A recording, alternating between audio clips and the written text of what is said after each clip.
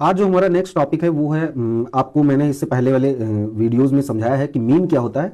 Mean में भी कुछ कैटेगरी होती हैं कि एवरेज मतलब किस किस टाइप से फाइंड किया जा सकता है। तो वो हमारा होता है अर्थमेटिक मीन या ज्योमेट्रिक मीन या हार्मोनिक मीन। ये आप लोगों ने कहीं ना कहीं सुन रखा होगा।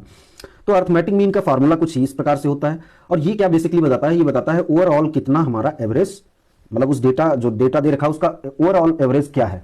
और ज्योमेट्रिक मीन क्या बताता है, ज्योमेट्रिक मीन हमारा बताता है एवरेज ग्रोथ रेट, जैसे पॉपुलेशन ग्रोथ ये हमारा हो गया। और हार्मोनिक मीन क्या बताता है, एवरेज ऑफ रेट, रेट का एवरेज आपको हार्मोनिक मीन कैलकुलेट करके देता है। अच्छा, अब इसमें लिमिटेशन देखिए, अर्थमेटिक मीन में जो होता है एक्सट्रीम वैल्यूज अगर प्रेजेंट है डेटा में।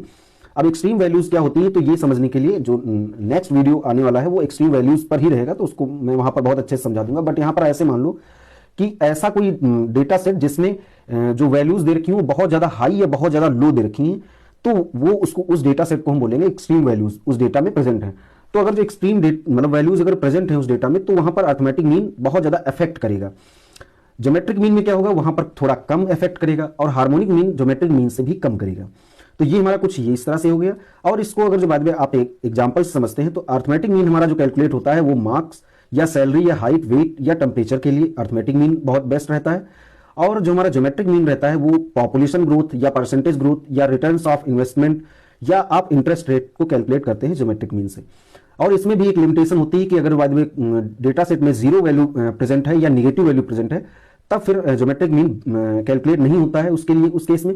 बिकॉज क्योंकि स्टैटिस्टिक जितना भी स्टैटिस्टिक आप पढ़ोगे उसमें कहीं पर भी सारा जो भी चीजें रहेंगी वो रियल नंबर्स पर होंगी, तो हमारा ये इसके लिए नहीं कैलकुलेट होता है। अब इसके बाद में हार्मोनिक मीन, हार्मोनिक मीन में क्या होता है कि हार्मोनिक मीन आपको बताता है कि जैसे स्पीड और प्राइस पर यूनिट या रेट्स जो भी दे रखे उनके बारे में बताता है एवरेज। तो ये क्या है, सपोज ये मान लेते हैं कि ये पॉइंट ए है, ए यहाँ पर हम घर मान लेते हैं और यहाँ पर पॉइंट बी पर हम स्कूल मान लेते हैं। सपोज कोई एक बस है जो यहाँ से ट्रेवल करती है, सपोज उसकी डिस्टेंस एक्स है और वो 60 किलोमीटर पर घंटे की आवर से बस जाती है, और उसके बाद में जब वहां से वापस होती है वो 40 किलोमीटर की उससे आती है। तो ये आपने फिजिक्स में बहुत ज्यादा देखा होगा, वहां पर स्पीड एवरेज स्पीड कैलकुलेट कराई जाती थी, तो वो इसी तरह से कैलकुलेट होगा। अब यहाँ पर चूंकि सेम डिस्टेंस है, तो डिस्टेंस जब सेम हो जाएगी तो एक्स एक्स 2 टाइम्स कर देंगे, और ये इसमें कुछ वैल्यूज हम रखेंगे, तो 48 किलोमीटर पर आवर की स्पीड जो एवरेज स्पीड है वो हमारी होगी। अच्छा, अब इसमें भी अगर जो बाद में आप अगर देखोगे तो अर्थमेटिक मीन हमारा इसकी जो आप डेटा जब कैलकुलेट करोगे सेम डेटा के लिए जब कैलकुलेट करोगे, तो आप देखोगे कि अर्थमेटिक मीन ज्यादा आएगा, ज्योमेट्रिक मीन उससे कम आएगा, हार्मोनिक मीन और उससे ज्यादा कम आएगा।